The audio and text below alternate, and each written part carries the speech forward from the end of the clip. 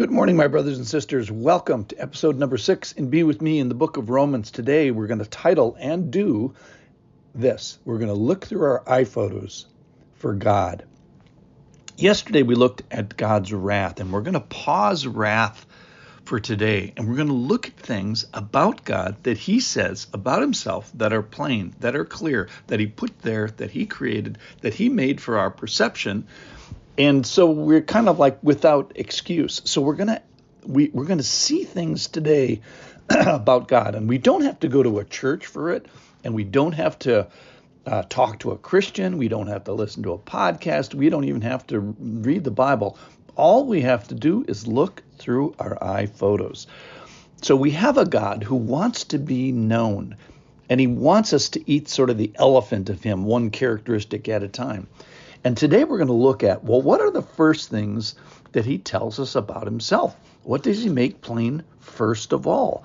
What does God show first? And then how do I know him? How do we make this sort of invisible God with attributes visible? And by what mechanism does God make his attributes known to us all? And it's all in your photos, on your phone. So then we're going to ask, what are my responsibilities and what should be my response? So here we go. This is from Romans chapter 1, verse 18. It's going to start with the wrath, but we're going to get past that fast. For the wrath of God is revealed from heaven against all ungodliness and unrighteousness of men, who by their unrighteousness suppress the truth. And that's what we are going to talk about today, is suppressing things that is plain about God. Verse 19, 1:19, for what can be known about God is plain to them, because God has shown it to them. For his invisible attributes, namely, number 1, his eternal power, number 2, his divine nature, have been clearly perceived ever since the creation of the world in the things that have been made. So they are without excuse. For although they knew God, they did not honor him as God or give thanks to him, but they became futile in their thinking, and their foolish hearts were darkened. Claiming to be wise, they became fools and exchanged the glory of the immortal God for images resembling mortal man and birds and animals and creeping things. So here today, we have the revelation of God. That is, he says that in creation, there's stuff about me that is clearly perceived in the things that I have made, specifically my power and authority.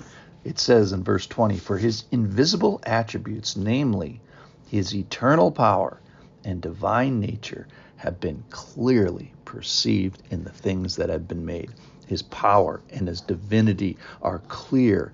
That is perceived. That is, they have been sent out, they have been received, they have been recorded, and it's our responsibility. So I was thinking about, first of all, the NASA scientists who sent up the Hubble telescope and then the Webb telescope, and their whole job is to find new created stuff that's never been seen before and sort of get that awe of discovery.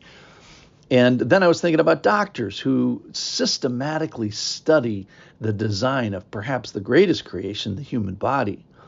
And then I was thinking, I'm just keep lowering the bar. How about anybody who has taken a picture, let's say of a spider's web in the dew, or maybe a sunset, or maybe a rainbow, or maybe a beach scene or something like that.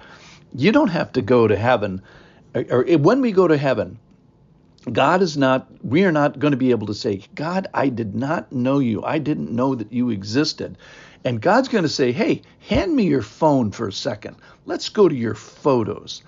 And then he's going to scroll through your photos, and he's going to say, I made that. In fact, he says that. I made this thing. Verse 19, for what can be known about God is plain to them, because God has shown it to him. In fact, I showed you, let's say, this beach sunset scene. I made that, is what God's going to say. And you saw it, and you clearly perceived it. In fact, you took a picture of it. So you are without excuse. It's plain. And then he's going to say, hey, I put you on that beach. I showed it to you. And you took this picture of it. And I took this invisible part of myself and I made it visible through creation. So you knew me. You perceived me plainly. But here's the bad guy in the story here. He, in our little scheming unrighteousness, suppresses the truth. So the unrighteous person suppresses that and says, nope, I'm going to sit on that. I'm going to suppress what you showed me. And I'm going to say that I'm wise, even though I'm not. And I'm going to sit on honor and thankfulness, which is what's supposed to be the response. And God's going to say, no, you saw these things and you even have it documented. So God, the goal here is for God to be appropriately honored. He's made himself known in the things that he's created. His eternal power are shown. His divine nature are shown. And we're supposed to say, hey, I'm not alone here. I didn't make this. So here's the exercise for today is get your phones out. You're probably a lot of people listen to this on their phones. You can do it now, or you can do it when the podcast is over. We're nearly done. Scroll through your photos and find the things that God has shown you, that you have perceived, that you have appreciated in the created things. Maybe you'll find grandchildren and people and feasts and blood moons and fall grasses and red leaves. And then there's supposed to be a response. And you're supposed to say, I'm supposed to say, all of us, Lord, I perceive you. You made this. I receive this, and I'm not going to suppress it.